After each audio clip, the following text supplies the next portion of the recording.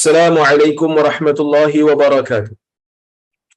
Alhamdulillah, nahmaduhu wa nasta'inuhu wa nastaghfiruh wa na'udzu billahi min shururi anfusina wa min sayyiati a'malina. Man yahdihillahu fala mudilla lahu wa man yudlil fala hadiya lahu. Ashhadu an la ilaha illallah wahdahu la syarika lahu wa ashhadu anna Muhammadan 'abduhu wa rasuluh.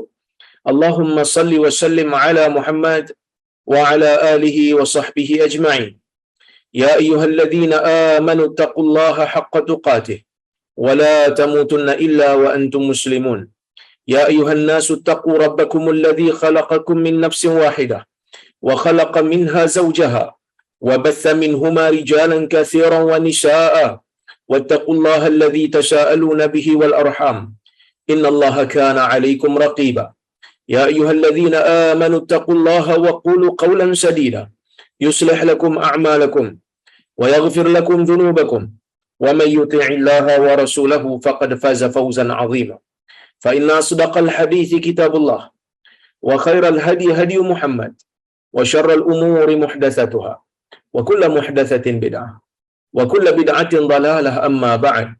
Muslimin dan muslimat yang dirahmati oleh Allah Subhanahu wa taala sekalian, alhamdulillah pada malam ini kita dapat bersama-sama berkumpul semula untuk kita sambung semula kuliah kita menggunakan buku tafsir yang ditulis oleh salah seorang tokoh besar dalam alam Nusantara ini, iaitu Tafsir Al-Azhar karya Buya Hamka. Dan kita nak sambung semula perbincangan kita mengambil manfaat ataupun tafsir daripada suratul Balad, yang mana surah Balad ini kita dah bincang dah ya, pada kuliah yang lepas, tetapi kita tak habiskan.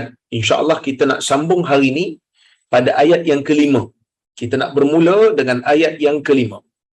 Allah Subhanahu wa ta'ala menyebutkan, ayahsabu an lan yaqdira alaihi ahad yaqulu ahlaktu malan lubada ayahsabu an lam yarahu ahad alam naj'al lahu 'aynayn wa lisanan wa shafatain wa hadainahu an-najdain. Ayat 5 sehingga 10. Baik. Bila Allah Subhanahu wa taala menurunkan surah Al-Balad ini, Allah memulakan ayat ini dengan menyebutkan ya, ataupun dengan bersumpah menggunakan bumi yang begitu masyhur di sisi orang Islam, iaitulah bumi Makkah. Kemudian Allah Subhanahu wa taala menyatakan bahawasanya Nabi sallallahu alaihi wasallam ini hilm bihadzal balad, dan saya telah pun hurai tafsirannya, yang mana tafsirannya menurut sebahagian ulama mengatakan Allah menghalalkan bumi Mekah ini untuk Nabi sallallahu alaihi wasallam memeranginya demi untuk membebaskannya daripada kuasa cengkaman orang kafir. Sebahagian ulama mengatakan tidak. Yang dimaksudkan wa anta hillum bihadzal balad, mengatakan wahai Muhammad, darah engkau di bumi Mekah ini pada peringkat awal dihalalkan oleh orang-orang musyrikin Quraisy. Musyrikin Quraisy berusaha untuk menumpahkan darah Nabi sallallahu alaihi wasallam. Ya. Kemudian Allah Subhanahu wa taala mengatakan wa walidin wa ma walad, yang merupakan bapa dan merupakan anak-anak dan apa yang diperanakkan. Yang ni ada macam-macam tafsiran. Laqad khalaqnal insana fi kabad, sesungguhnya kami telah menciptakan manusia itu dalam keadaan susah payah. Yang ni ada berbagai-bagai tafsiran yang telah saya huraikan. Yang mana kita nak faham ayat yang kelima ni, kita kena faham dulu maksud. Apakah maksud yang Allah Subhanahu wa taala kata laqad khalaqnal insana fi kabad? Sesungguhnya kami menciptakan manusia dalam keadaan susah payah. Para ulama tafsir berbeza pendapat dengan maksud susah payah di sini apa yang dimaksudkan oleh Allah Subhanahu wa taala. Ada yang mengatakan Allah apabila menciptakan manusia, manusia ini memang berada dalam keadaan kesusahan. Ya. Kata Allah, bila dia cipta manusia dalam kesusahan, maka para ulama kata kalau kita perhatikan kehidupan manusia ni memang susah. Hamka mengatakan, berkata Al-Yaman, tidak ada Allah menciptakan makhluk yang lebih banyak susah payah dalam hidup ini melebihi anak Adam. Padahal dia adalah makhluk yang paling lemah pula. Ya, daripada rahim ibu, kepayahan itu kita dah rasa dah. Ya, ibu tu rasa payah nak mengandungkan kita dan nak melahirkan kita.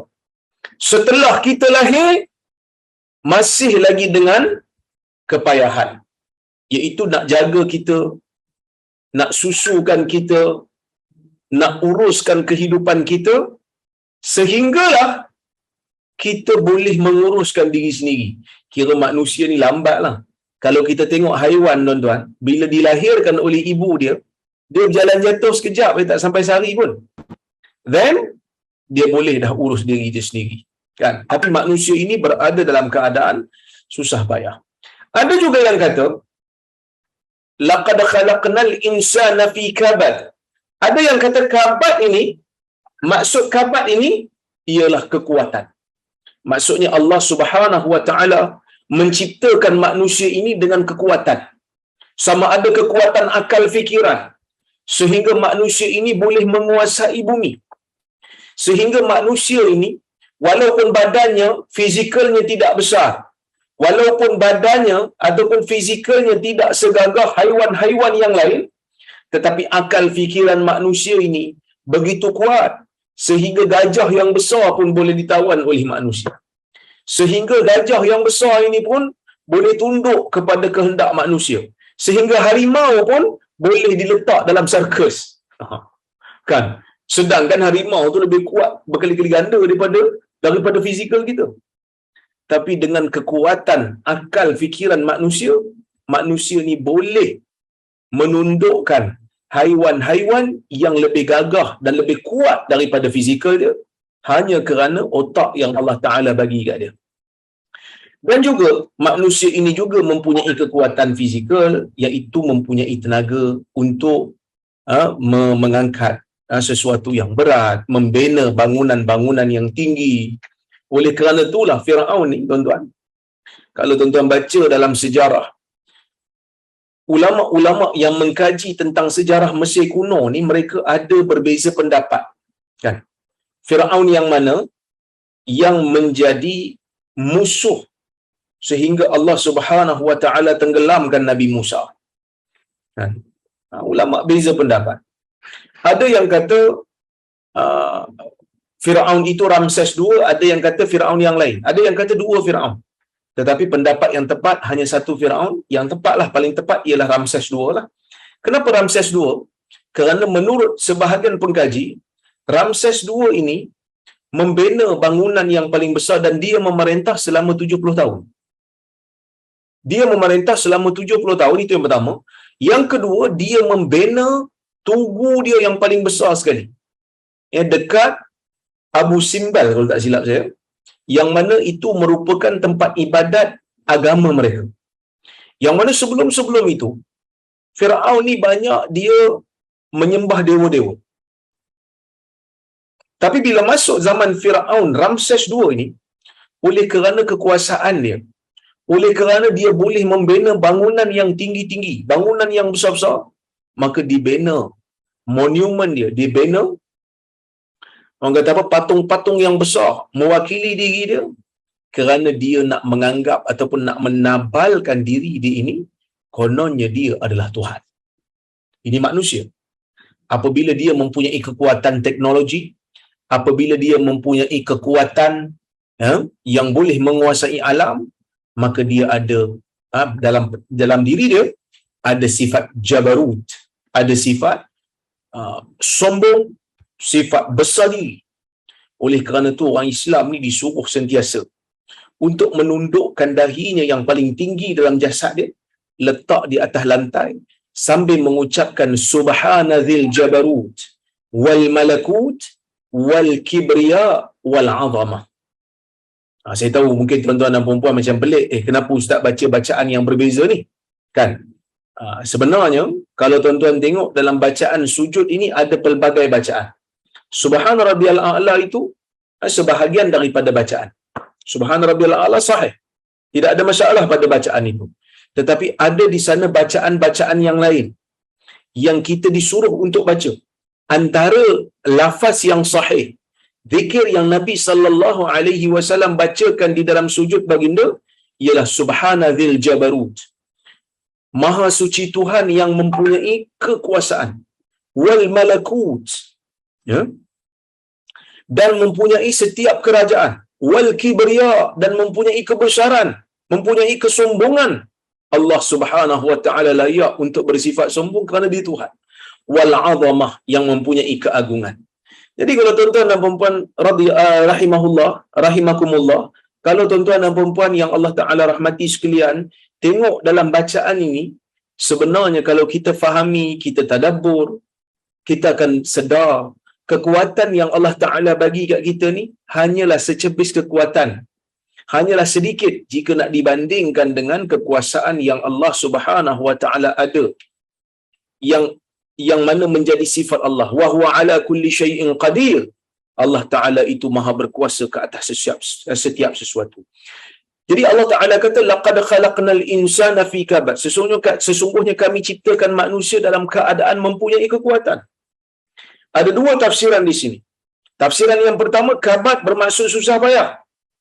Yang kedua, kabad bermaksud kekuatan. Jadi ada dua tafsiran. Tafsiran pertama, kami jadikan manusia ini, kami ciptakan manusia ini dalam keadaan dia itu perlu bersusah payah. Susah payah dari sudut kehidupan, orang nak jaga dia susah, dia nak meneruskan kehidupan pun susah. Kemudian Allah Ta'ala uji dia dengan musibah. Itu juga merupakan kesusahan untuk dia. Itu juga merupakan kesusahan. Allah Ta'ala bagi kat dia musibah, Allah Ta'ala bagi kat dia ujian hidup, dia akan jadi susah. Allah Ta'ala bebankan dia dengan hukum hakam syarak. Allah Ta'ala wajibkan ke atas dia salat. Allah Ta'ala wajibkan ke atas dia puasa. Allah Ta'ala wajibkan ke atas dia zakat. Yang mana kesemua ini merupakan kesusahan, merupakan bebanan yang dia kena tanggung. Maka sebab itu orang-orang Islam yang baligh dan berakal ini dipanggil mukallaf. Apa itu mukallaf? Orang yang dibebankan dengan hukum yang mana dia perlu merasai kesusahan, melaksanakan perintah Allah Subhanahu wa taala. Untuk apa? Supaya dia rasa yang dia ni hamba. Supaya dia rasa yang dia ni ada Tuhan yang berkuasa, yang boleh suruh dia buat apa saja tanpa berhak dia bertanya kenapa itu dan kenapa ini. Ini yang dikehendaki oleh Allah Azza wa Jal. Hamba yang setia, hamba yang taat kepada Tuhan, tunduk dan patuh. Allah Ta'ala suruh buat ni, dia buat. Allah Ta'ala suruh buat tu, dia buat. Ini hamba yang sentiasa taat kepada Tuhannya. Jadi kita nak jadi hamba yang macam inilah. Maka bila ada dua tafsiran, maka nak faham ayat ni, ayahsabu allai yaqdira alaihi ahad. Adakah manusia menyangka yang tidak ada sesiapa pun yang berkuasa ke atas dirinya? Maka boleh difahami dengan dua tafsiran. Kalau kita maknakan kabad tadi dengan makna kuat, katalah kita fahami ayat ni, kami telah ciptakan insan itu dengan kekuatan ataupun dalam keadaan dia mempunyai kekuatan. Maka kita kena faham ayat ni, ayahsabu allan yaqdira alaihi ahad. Adakah manusia yang mempunyai kekuatan itu menyangka tidak ada sesiapa pun yang akan berkuasa ke atas dia? Adakah dia nak sangka Allah Ta'ala tak boleh ambil tindakan kat dia? Ini merupakan ayat ancaman. Kerana kadang-kadang manusia ni bila mempunyai kuasa, bila mempunyai kerajaan, bila mempunyai kekuatan, dia mula sombong. Dia mula sombong. Ini yang berlaku kepada Firaun. Yang mana apabila Firaun mempunyai kekuasaan, bila mana Firaun ini diberikan oleh Allah Subhanahu wa taala untuk menjaga bumi Mesir, yang mana semua rakyat di Mesir itu tunduk pada dia, mempunyai kekuasaan yang sangat hebat ketika mana dia kalah, ya?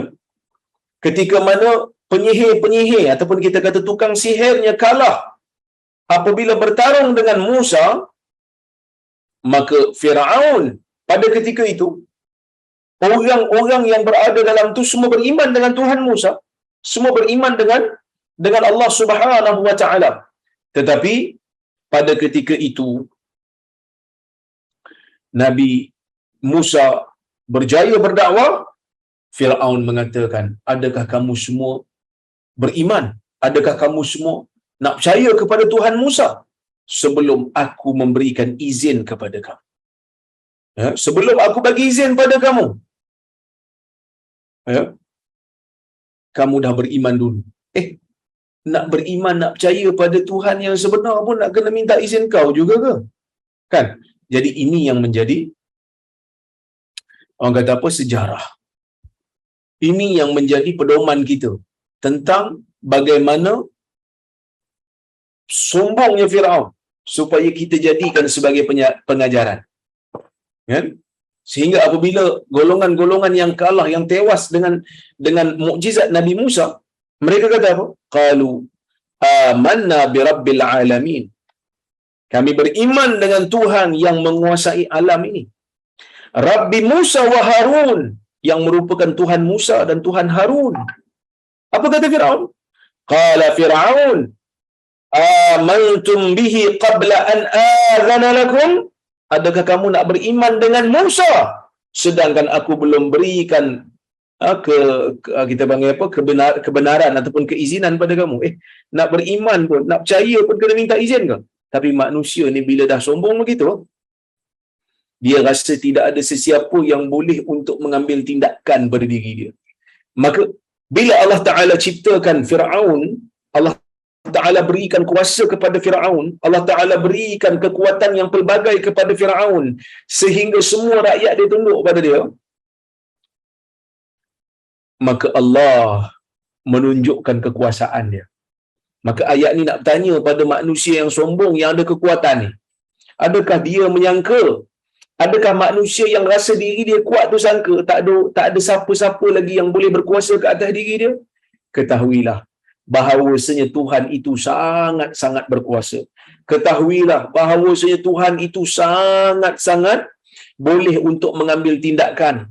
Cuma ada kalanya Tuhan memberikan ruang dan peluang supaya orang yang zalim itu bertambah zalim, kerana nanti Allah Ta'ala akan ambil tindakan, akan membinasakan atas kezaliman yang dia buat. Itu kalau kita fahami kabat itu dengan makna kekuatan, maka dia menjadi satu ayat yang memberikan amaran dan memberikan ancaman. Tapi kalau kita faham ayat ni, kabat ni dengan maksud kami ciptakan manusia itu dengan susah payah. Dengan susah payah maksudnya kami ciptakan manusia itu dengan penuh pancaroba. Hidup manusia itu penuh dengan ujian, penuh dengan kesakitan, penuh dengan bebanan hukum. Maka ayat yang kita baca ni, ayat nombor 5 ni, dia boleh jadi sebagai ayat yang memberikan ketenangan. Ayat pujuk, memujuk orang-orang yang beriman yang diuji oleh Allah dengan hukum. Kan, sebab kalau kita hidup dalam dunia ni, kalau kita jadi mukmin memang kita susah. Susah. Nak makan pun susah, nak kena cari halal. Nak makan susah, nak kena cari yang halal dulu. Kan, kalau kita tengok orang bukan Islam, dia main balon je. Dia tak peduli halal tak halal. Tapi kita kena cari yang halal dulu. Susah. Kemudian pergi mana-mana pun kena melazimi salat. Walaupun ada kemudahan, jamak dan qasar, tetapi kena salat. Kan? Maka ayat ni menjadi satu pujukan. Pujuk siapa? Pujuk orang beriman. Yang mana orang beriman ini ada kalanya Allah Ta'ala uji dengan pelbagai hukum hakam. Allah Ta'ala kata, ketahuilah, satu hari nanti Allah berkuasa dalam nak memberikan kamu. Ketahuilah Allah Ta'ala berkuasa nak berikan kamu ganjaran yang sangat-sangat besar, ganjaran yang berlipat kali ganda lebih baik daripada ujian yang Allah Ta'ala bagi kat kamu. Daripada hukum berat yang kamu rasa ni, Allah Ta'ala akan gantikan dengan sesuatu yang sangat-sangat lebih baik. Itu yang pertama. Yang kedua, mungkin orang Islam dalam dunia ni tengok orang yang bukan Islam lebih kaya berganda-ganda. Sebenarnya dalam dunia begitu, tuan-tuan. Manusia paling kaya dalam dunia bukan orang Islam hari ni. Kadang-kadang kita merasa, kenapa dia kaya sedangkan dia tak beriman. Solat pun tak warnah, tapi Tuhan bagi kat dia macam-macam. Nak bagi tahu, Allah Ta'ala itu berkuasa untuk mengubah keadaan si kaya sehingga menjadi miskin, ataupun mengubah keadaan si mulia dalam dunia menjadi manusia yang paling buruk keadaannya di akhirat. Ya? Dan hadis ayat Quran ni juga mungkin bermaksud Allah Ta'ala berkuasa ke atas sesuatu apabila Allah mentakdirkan ke atas kamu, wahai orang Islam, untuk dikasari, untuk dizalimi, untuk dihina, tapi kamu sabar. Ketahuilah, sesungguhnya jangan sekali-kali kamu sangka tidak ada sesiapa yang berkuasa untuk mengambil tindakan ke atas mereka yang melakukan kezaliman di atas dunia, di atas muka dunia ni. Maka ayat ni boleh difahami dengan pelbagai makna. Hamka kata apa? Kalau tuan-tuan ada buku boleh tengok pada muka surat 272. Hamka kata, apakah dia menyangka bahawa tidak ada seorang pun yang berkuasa ke atas dirinya? Apakah disangkanya bahawa Tuhan tidak melihat dan memerhatikannya? Apakah dia menyangka bahawa Tuhan akan membiarkan sahaja dia berleluasa berbuat sesuka hati? Ini untuk ayat yang tafsiran yang pertama saya sebut tadi. Manusia rasa diri dia kuat, maka jangan sesekali ingat tak ada sesiapa yang akan berkuasa ke atas diri dia, walaupun dia mempunyai kekuatan, walaupun dia mempunyai kekayaan. Jangan sekali-kali rasa dia akan terlepas daripada cengkaman Tuhan dia. Okey. Kemudian dia kata apa? Yaqul ahlaktu malal lubada, dan dia mengatakan, orang ni mengatakan, aku telah menghabiskan harta yang begitu banyak. Kalau ayat ni ditujukan kepada orang kafir, maka maksudnya orang kafir yang memusuhi Nabi Muhammad sallallahu alaihi wasallam di hari kiamat nanti ni, dia akan kata, alangkah banyaknya aku telah membinasakan hartaku. Aku dah banyak membinasakan hartaku, tapi aku tak dapat untuk menebus dengan kebanyakan harta itu untuk mendapatkan syurga. Tak dapat. Lawan Muhammad sebenarnya membinasakan diri dia. Kalau orang tu orang yang bukan kafir, orang yang fasik, ayat ni bermakna orang fasik ni masuk orang Islam tapi tersesat jalan. Orang Islam tapi menjadi penderhaka. Dia juga akan berkata, alangkah banyaknya harta yang telah aku binasakan. Alangkah banyaknya harta yang telah aku binasakan. Allah Ta'ala bagi aku macam-macam kelebihan, macam-macam harta, tapi aku tak gunakan harta itu untuk mendapatkan pahala. Kan? Sedangkan orang yang mempunyai harta yang banyak ni, sebenarnya kalau betul-betul tuan-tuan, dia nak menjadi orang saleh, dia mempunyai kelebihan yang lebih banyak daripada orang-orang yang miskin. Kan dulu saya pernah cerita hadis, orang miskin datang mengadu jumpa Nabi SAW, dia kata, orang-orang kaya dah bawa lari pahala banyak. Macam mana bawa lari pahala banyak? Yusalluna kama nusalli wa yasumuna kama nasum. Mereka salat seperti mana kami salat. Ni orang miskin mengadu ni. Mereka puasa seperti mana kami berpuasa. Wa yatasaddaquna bi fuduli amwalihim, dan mereka bersedekah dengan lebihan harta yang kami tak ada. Mereka ada lebihan harta, kami tak ada. Jadi dia orang lebih daripada kami. Maka Nabi SAW ajar orang miskin macam mana nak bersedekah dengan amal saleh. Nabi suruh bertasbih, bertakbir, bertahmid, bertahlil, itu la ilaha illallah. Banyakkan ucapan ini, itu sedekah. Suruh ajak orang buat kebaikan, cegah orang buat kemungkaran, itu semua sedekah. Kemudian Nabi kata, pada nafkah batin isteri kamu itu juga mempunyai sedekah. Maka orang miskin boleh buat. Tapi ada yang bertanya kepada Nabi SAW, kalau orang kaya pun buat, macam mana yang kami buat, macam mana ya Rasulullah? Maksudnya Nabi suruh tasbih, Nabi suruh takbir, Nabi suruh tahmid, Nabi suruh tahlil, Nabi suruh amar ma'ruf dan nahi munkar. Tapi kalau orang kaya pun buat benda yang sama, macam mana wahai Rasulullah? Sebab orang kaya pun boleh buat juga, orang miskin berzikir, orang kaya boleh berzikir. Tapi kalau orang kaya bersedekah dengan lebihan harta yang mereka ada, orang miskin boleh buat, orang miskin tak boleh buat, orang miskin struggle, duit pun tak cukup. Maka Nabi SAW kata apa? Dzalika fadlullahi yu'tihi man yasha. Itulah kelebihan Allah yang Allah Ta'ala berikan kepada orang yang dia suka, kepada orang yang dia kehendaki. Kan? Harta yang Allah Ta'ala bagi pada manusia, terutamanya kepada orang Islam, sepatutnya digunakan untuk mendapatkan pahala yang pelbagai. Sebab itu dalam hadis Nabi sallallahu alaihi wasallam menyebutkan, dalam hadis riwayat Bukhari, Nabi mengatakan la hasada illa fi ithnatain. Rajulun ataahu Allahu malan fasallatahu ala halkatihi fil haqq wa rajulun ataahu Allahu al-hikmah wa huwa yu'allimuha wa yaqdi biha, atau kama qala. Nabi sallallahu alaihi wasallam menyebutkan di dalam hadis, kata Nabi, la hasada illa fi ithnatain. Tidak ada hasad melainkan pada dua perkara. Apa itu hasad? Orang Melayu panggil hasad dengki. Sebenarnya hasad tu pun dengki, dengki tu pun hasad. Tapi kita oleh kerana kita benci dengan dengki ni, kita bagi terus hasad dengki. Sedangkan hasad tu pun dengki juga. Dengki-dengki lah kalau ikut makna literal lah kan. Kenapa kita benci dengan dengki? Kerana orang Melayu paling banyak berdengki. Orang Melayu paling banyak berdengki. Tapi tak apalah, saya bukan nak cerita pasal Melayu tu.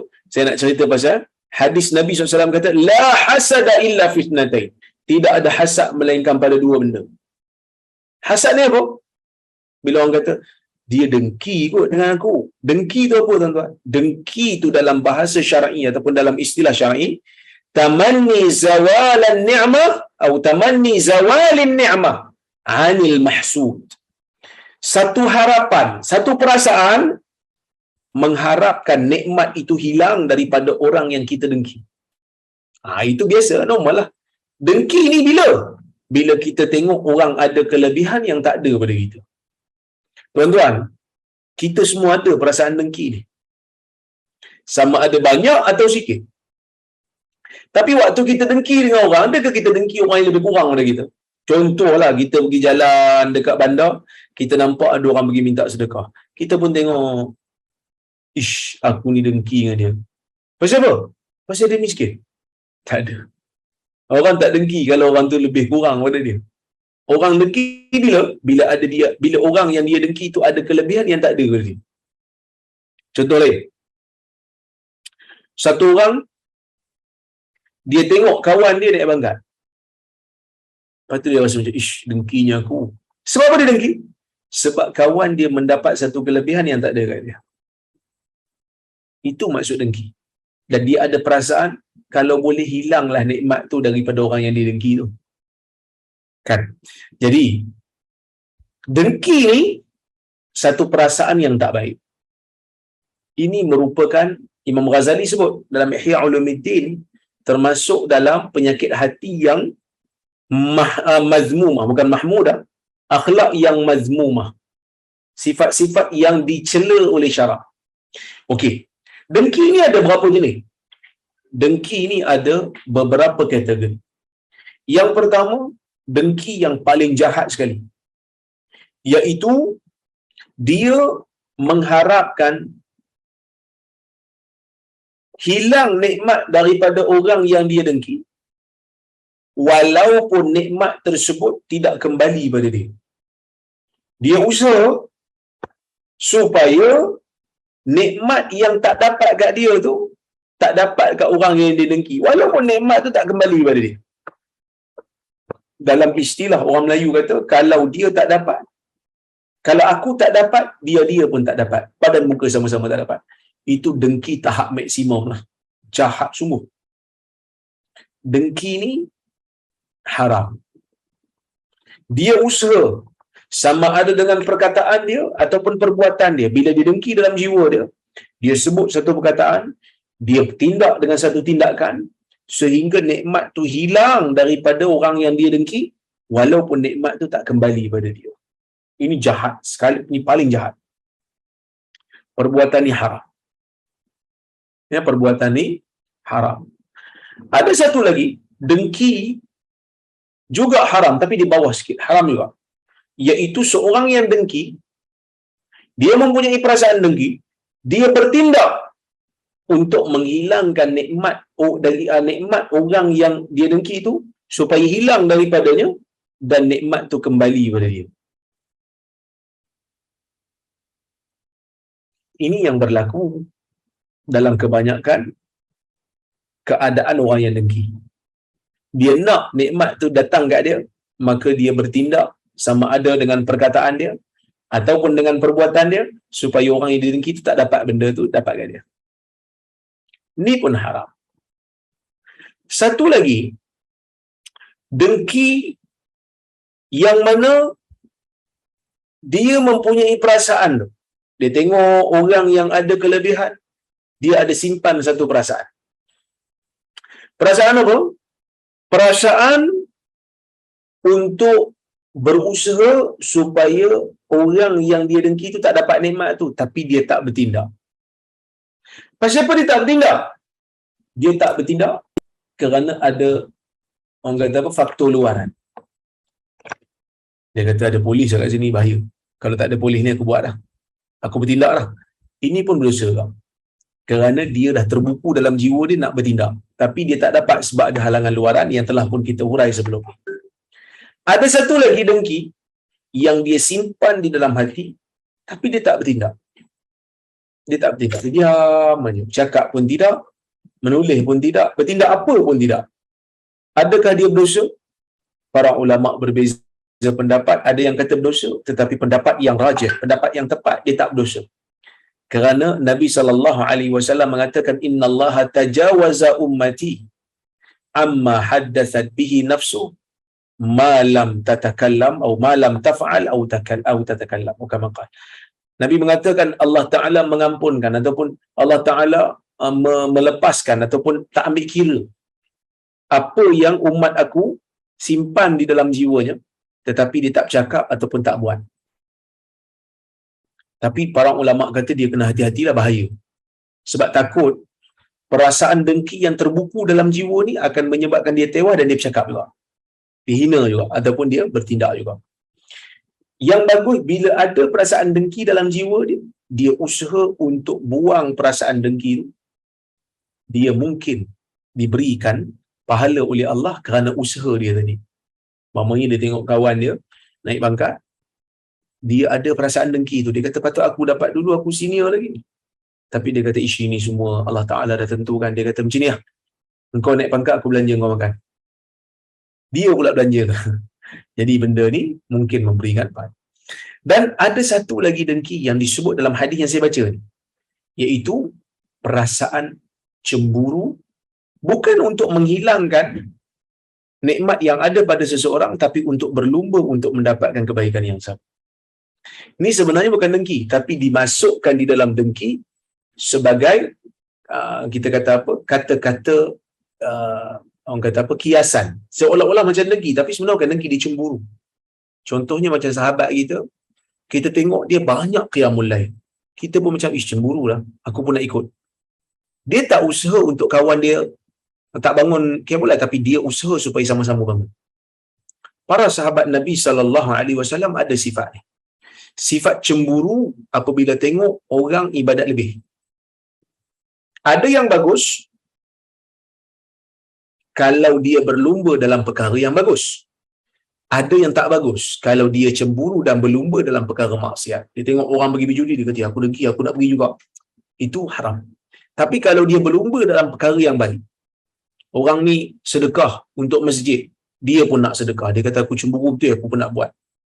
Orang ni infak untuk bagi orang buka puasa, dia pun cemburu, dia kata aku pun nak buat juga. Yang ni perkara yang baik dalam agama. Maka Nabi SAW dalam hadis yang saya baca tadi, Nabi kata apa? La hasada illa fi snatain. Tidak ada hasad, tidak ada cemburu, melainkan pada dua perkara. Rajulun atahu Allahu mala. Yang pertama, lelaki yang Allah Ta'ala berikan dia harta. Bukan semua orang dapat harta yang lebih ni tuan-tuan. Ada orang Allah Ta'ala bagi dia miskin. Susah hidup dia. Nak sedekah tak boleh. Sebab apa? Sebab makan dia pun tak cukup. Dia pun kena pergi minta zakat pula. Tapi ada manusia yang Allah Ta'ala bagi kelebihan rezeki. Tapi Nabi kata, lebihan rezeki ni, fasallatahu ala halkatihi fil haq. Bila Allah Ta'ala bagikan dia lebihan rezeki, dia gunakan hartanya tu, dia belanjakan hartanya tu untuk kegunaan perkara-perkara yang benar. Dia gunakan harta yang dia ada ni untuk buat benda yang betul.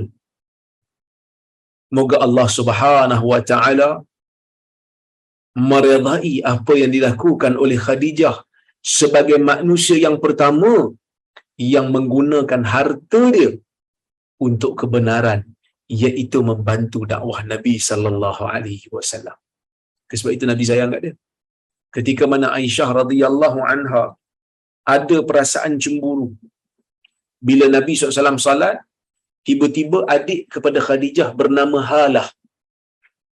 Halah bagi salam. Nabi SAW kata apa ni, Aisyah kata fa'arafa istizana Khadijah. Nabi terasa macam Khadijah datang. So, suara lebih kurang sama. Kemudian Nabi kata Allahumma Halah, ya Allah Halah rupanya. Ingat Khadijah, sebab Khadijah dah wafat. Maka Aisyah kata, apa yang kau tunggu lagi? Apa yang kau ingat-ingat lagi kepada ajuzu Quraisy, orang perempuan tua Quraisy, hamra'u syidqain, dalam keadaan giginya pun, gusinya pun merah, iaitu gigi pun dah tak ada. Kalau dia hidup sekarang ni, gigi pun dah tak ada dah. Laqad abdalakallahu bima huwa khairun minha, sedangkan Allah telah menggantikannya dengan sesuatu yang lebih baik daripada dia. Itulah Aisyah, kan Aisyah lebih muda dan Aisyah anak dara. Apa Nabi kata?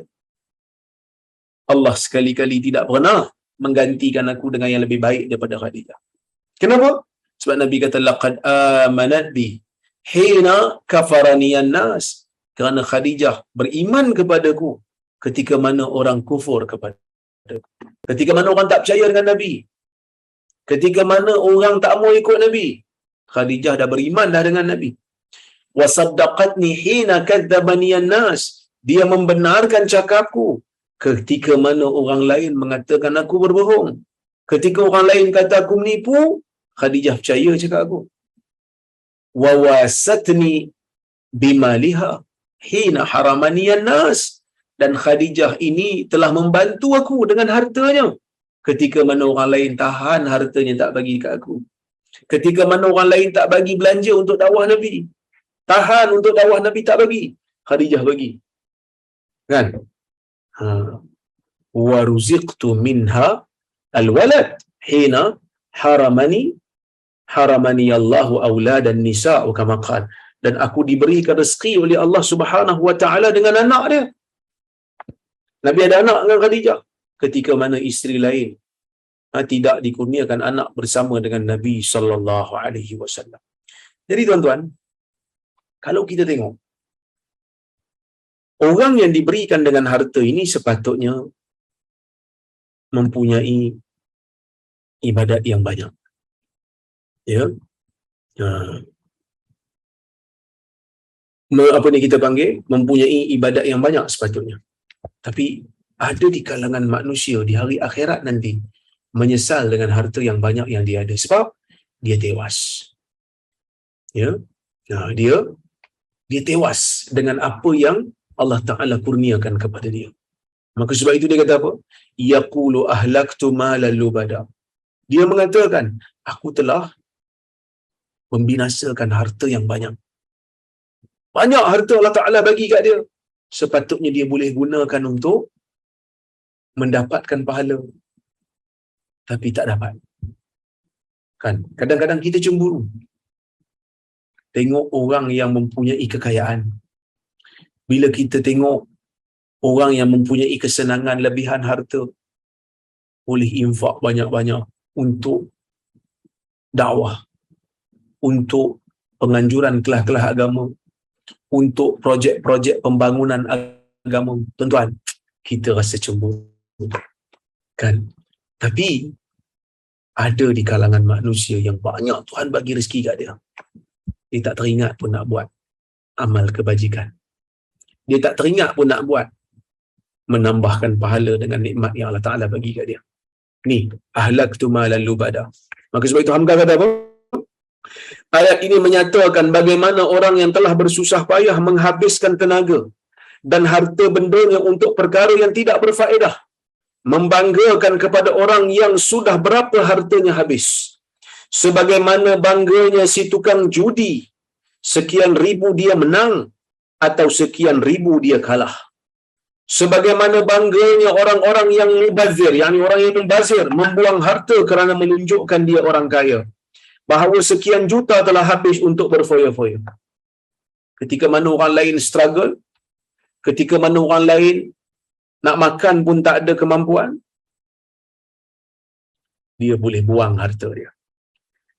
Dia boleh bazirkan harta dia. Tuan-tuan, orang seperti ini akan menyesal satu hari nanti. Ya, baik. Ataupun orang yang pada lahirnya berbuat baik, suka berderma dan membantu orang lain, padahal cuma semata-mata dia nak glamourkan diri dia. Dia nak tunjuk konon-konon dialah orang yang paling baik. Dia nak orang kata kat dia pemurah. Ini manusia-manusia yang riak. Ini pun bahaya. Sebagaimana tersebut dalam sebuah hadis yang dirawikan daripada Abu Hurairah, bahawa di hari kiamat kelak semua orang akan ditanya, apa yang engkau perbuat dengan hartamu yang banyak itu? Orang itu menjawab, aku belanjakan untuk kebajikan dan aku zakatkan. Lalu datanglah sambutan, engkau bohong, kadhib, padahal engkau mengeluarkan harta itu hanya semata-mata supaya engkau dipuji oleh orang lain dan dikatakan bahawa engkau seorang yang dermawan. Lalu dilemparkanlah orang itu ke dalam neraka. Hadis ini riwayat Muslim, ada dalam Sahih Muslim. Ya, yang mana orang ni banyak harta. Dari sudut zahir banyak amal saleh yang dia buat. Tapi Allah Ta'ala tak kira. Allah Ta'ala tak hitung. Adakah Allah Ta'ala zalim? Tak. Allah Ta'ala tahu apa yang terbuku di hati dia. Waktu dia buat benda tu, dia bukan mengharapkan pahala daripada Allah. Tapi dia buat tu kerana nak mengharapkan habuan dunia. Habuan dunia dia dah terima. Orang dah kata kat dia dermawan dah pun, maka dia tak layak untuk mendapat habuan akhirat. Maka sebab itu dia dimasukkan ke dalam neraka. Jadi pertama, kita kena jaga. Bila Allah Ta'ala bagi kat kita harta, bila Allah Ta'ala bagi kat kita kemampuan, bila Allah Ta'ala bagi kat kita kemewahan, kita kena jaga-jaga. Jaga-jaga untuk apa? Belanjakan di jalan yang benar. Pastikan saluran yang kita berikan itu saluran yang boleh membela kita di akhirat. Itu yang pertama. Yang kedua, setelah kita nak belanjakan untuk kebenaran, kita nak salurkan di tempat yang betul, pastikan. Ya, pastikan apa yang kita niatkan itu selaras dengan kehendak Allah, iaitu mengharapkan balasan daripada Allah, bukan mengharapkan balasan daripada dunia. Kerana niat ni benda yang paling susah. Bila belajar bab niat, kadang-kadang kita sukarkan bab apa? Kita sukarkan bab nak masukkan niat dalam jiwa. Allahu Akbar. Allah, Allah, Allah. Tak masuk-masuk niat. Kan? Sebenarnya benda tu tak susah pun. Selagi mana kita tahu kita nak buat apa, salat tu salat apa, kita dah dikira berniat. Tak susah pun niat salat ni. Tak perlu untuk angkat takbir berkali-kali. Kerana niat dah ada dalam jiwa. Seperti mana mudahnya kita keluarkan duit daripada dalam poket, serahkan kepada orang miskin, di luar daripada masjid setelah kita selesai salat Jumaat tu, begitulah mudahnya untuk kita angkat salat. Kalau kita dah memang tahu salat tu berapa rakaat, waktunya waktu apa, kita duduk di belakang imam, maka sudah tentu lebih mudah.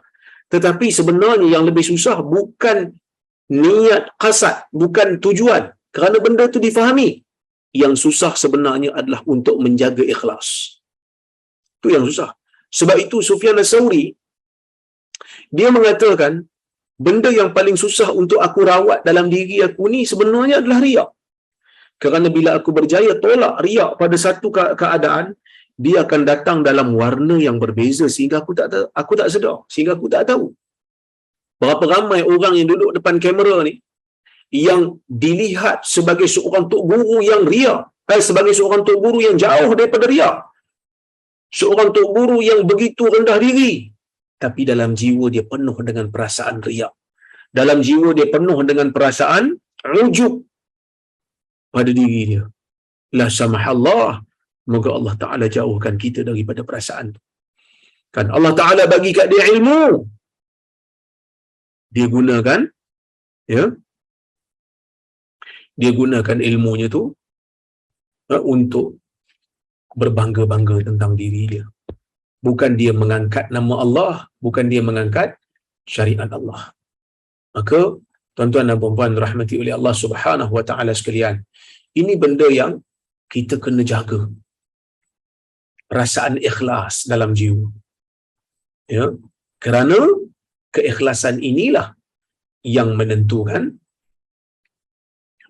sama ada Allah Subhanahu wa taala ingin menerima amalan kita ataupun tidak. Ya, baik.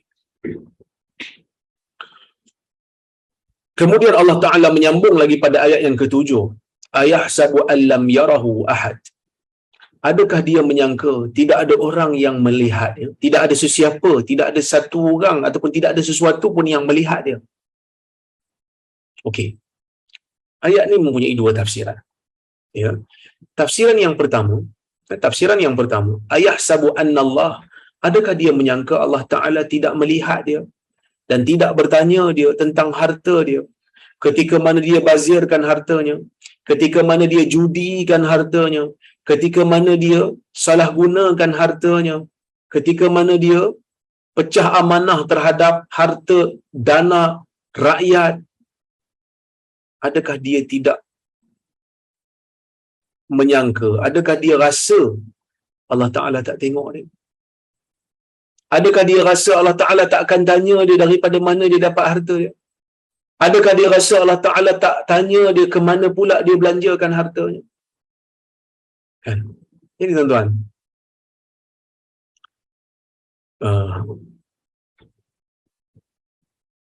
kadang-kadang kita rasa sesak dada. Kita rasa sesak dada bila kita melihat pelbagai penyelewengan dana-dana rakyat yang diselewengkan oleh orang-orang tertentu. Kan? Kita rasa sedih. Tapi yang menjadi benda yang menyedihkan kita ni, yang buat benda ni negara Islam, pemimpin orang Islam.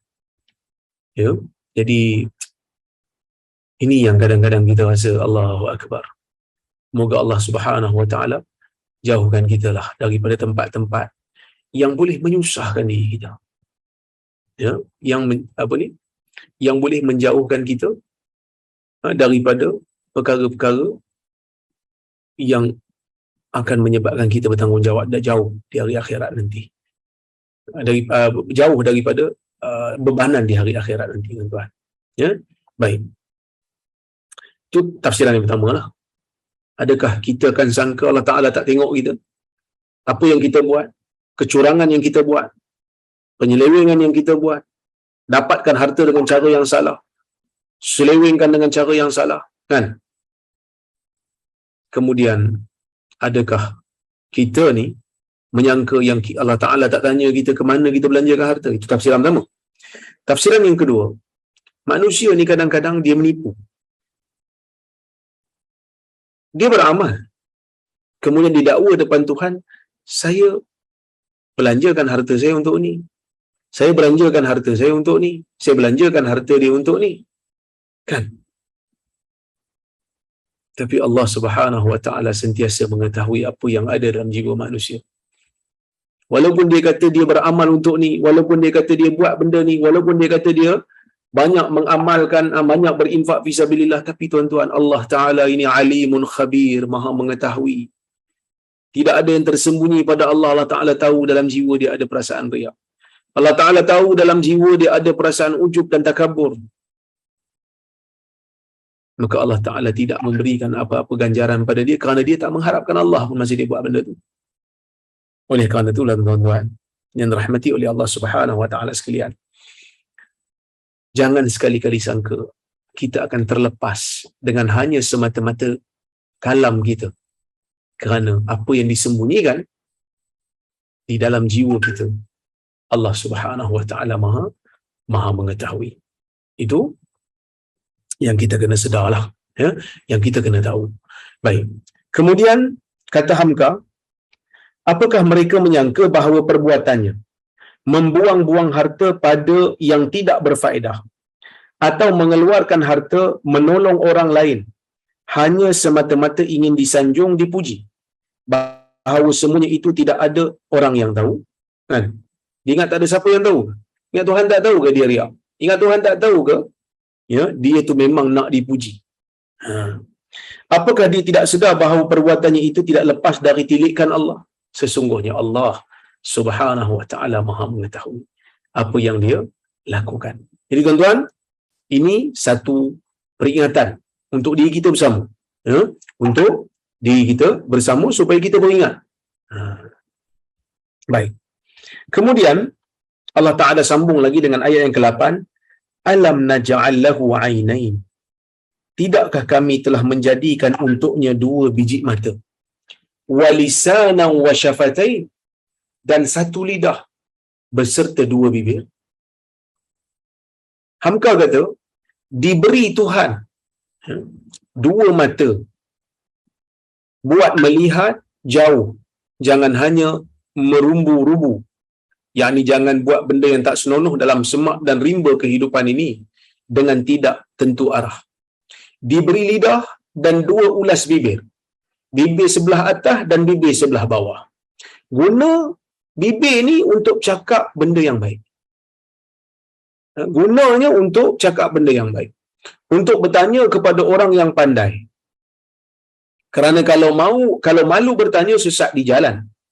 Yang mana Hamka menukilkan daripada Sayyid Al-Murtada, dia kata dengan ayat-ayat ini Allah memperingatkan betapa besar nikmat yang dianugerahkannya kepada hamba-Nya. Dengan 2 mata untuk melihat, 2 mata untuk melihat, ya,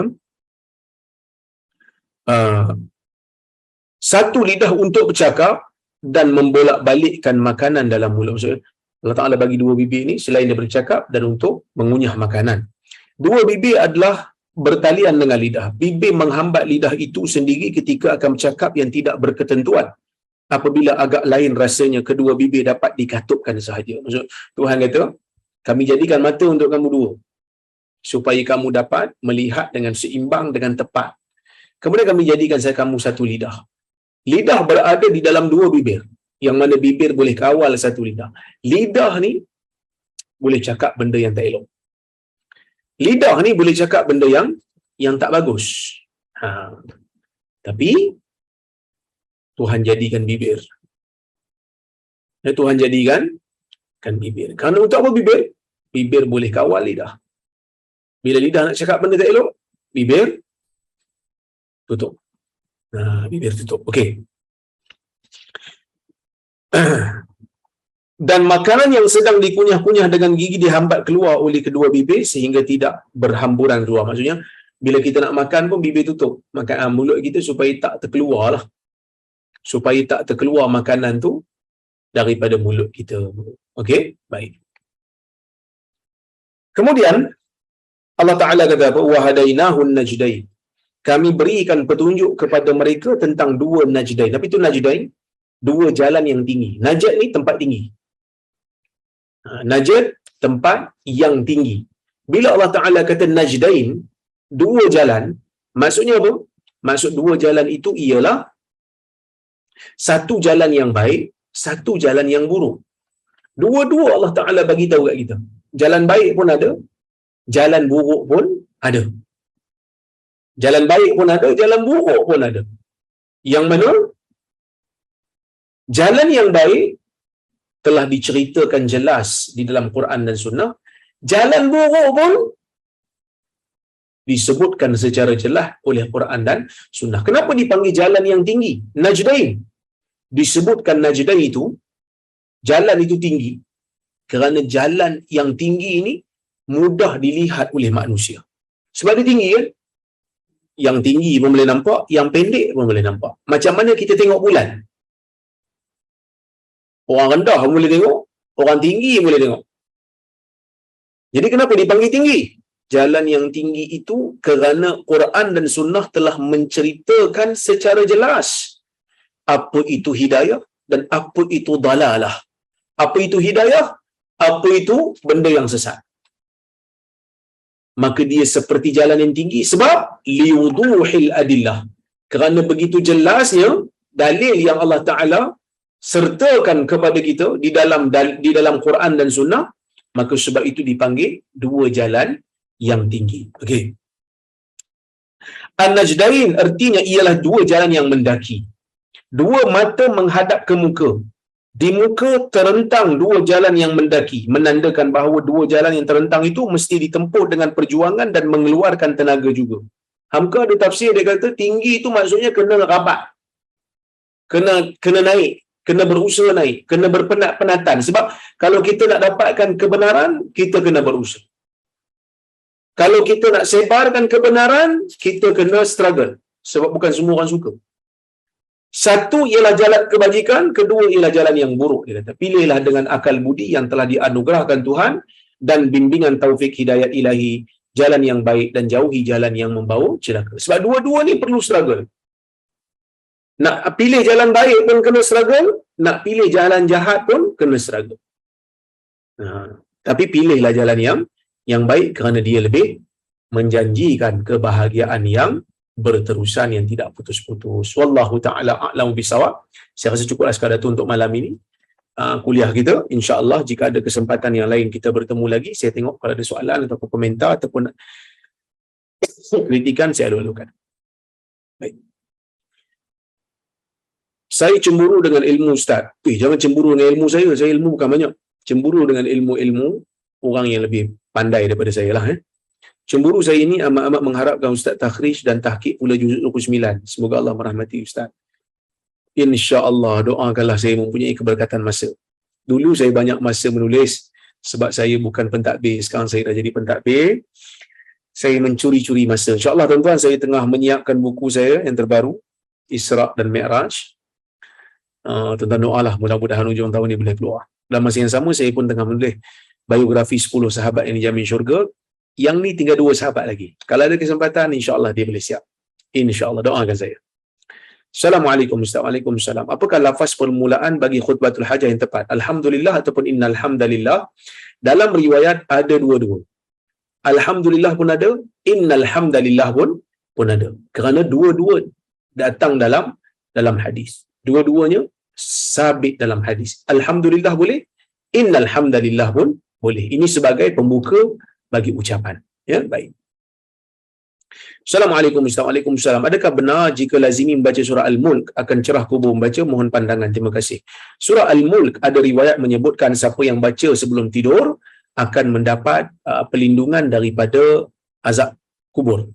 Riwayat ini ulama berbeza pendapat, ada yang mendhaifkan kerana sanad itu putus, ada yang menilainya sebagai hasan. Tapi tidak menjadi masalah untuk diamalkan sebab ia termasuk di dalam fadailul a'mal. Wallahu a'lam. Okey.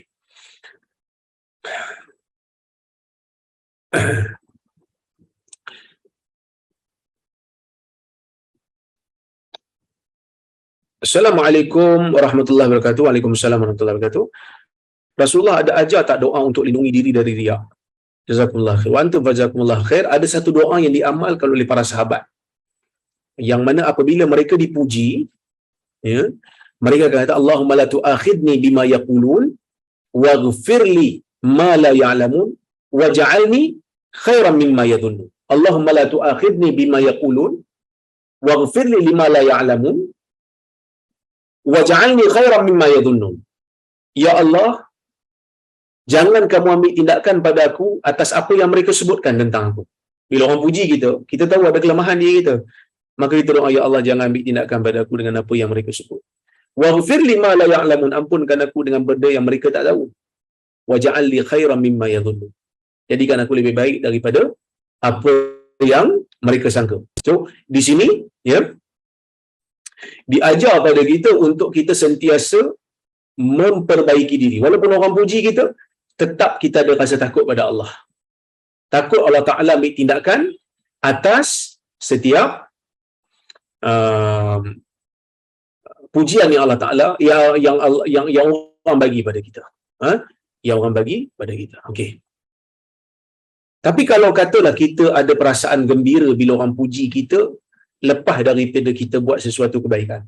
Masa kita buat tu kita ikhlas. Lepas tu orang puji. Dah selesai dah amalan tu. Kan? Lepas tu orang puji. Jadi kita nak buat macam mana? Kalau kita gembira, nampak macam kita tak ikhlas. Tapi tak gembira pun macam tipu diri je. Yang tu Nabi kata apa? Tilka busyra al-mu'minin. Ajil busyra al-mu'min, Nabi kata. Itu adalah berita baik yang segera untuk orang beriman. Jadi tak jadi masalah. Kalau kita gembira lepas kita buat tu, kalau orang ada puji, kita gembira lepas kita buat amalan. Tapi ada satu doa yang Nabi SAW ajar dalam hadis riwayat Ahmad, yang mana Nabi SAW ajar kita untuk jauhkan diri daripada syirik-syirik yang tersembunyi. Sebab riak ni pun termasuk dalam syirik kecil kan. Maka Nabi SAW dia mengajar sahabat dia untuk doa, Allahumma inna na'udzubika min an nusyrika bika syai'an na'lamu wa nastaghfiruka lima la na'lam. Ya Allah, wahai Tuhan, ataupun ya Allah, sesungguhnya kami berlindung denganmu daripada kami melakukan syirik kepadamu dengan sesuatu yang kami tahu, dan kami minta ampun kepada kamu dengan benda yang kami tak tahu.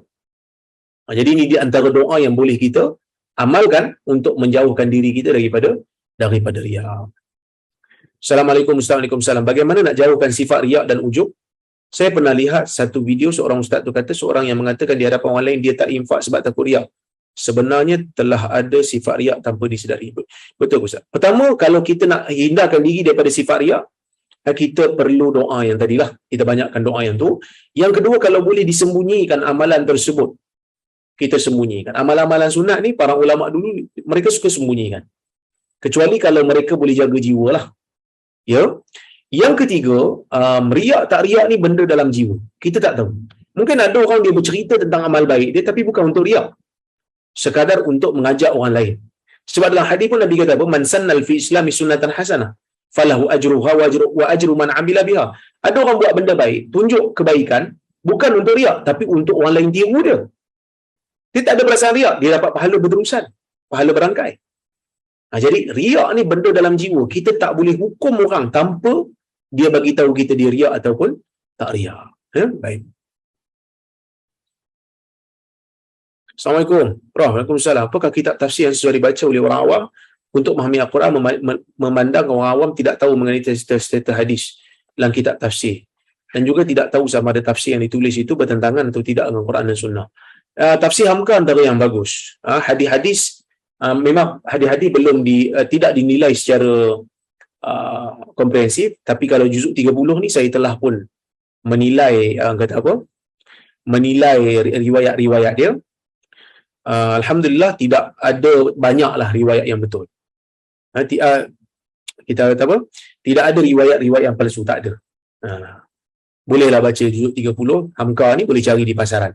Tadabbur Hikmah yang saya telah menilai hadisnya. Okey, insya-Allah. Allahumma inni a'udzubika an nusyrika Allahumma inni a'udzubika an usyrika bika.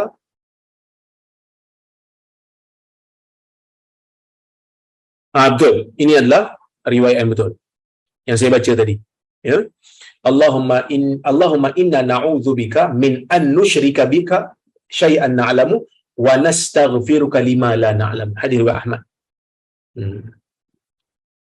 Okey. Assalamualaikum warahmatullahi wabarakatuh. Salat sunat 4 rakaat lepas Zuhur dan 4 rakaat lepas Isyak sabit ke dengan amalan sunnah? Ya, sabit. Kedua-duanya ada hadis yang menunjukkan demikian. Wallahu ta'ala a'lam bisawab. Saya kira cukuplah sekadar untuk malam ini. InsyaAllah jika ada kesempatan yang lain kita bertemu lagi. Saya ucapkan terima kasih kepada Datin Alia, Datuk Zack dan semua tim Tafaqquh Fiddin yang menganjurkan kuliah pada malam ini. Saya mohon maaf terkasar bahasa tersilap kata. Aqulu qawli hadha wa astaghfirullahal azim li wa lakum. Assalamualaikum warahmatullahi wabarakatuh.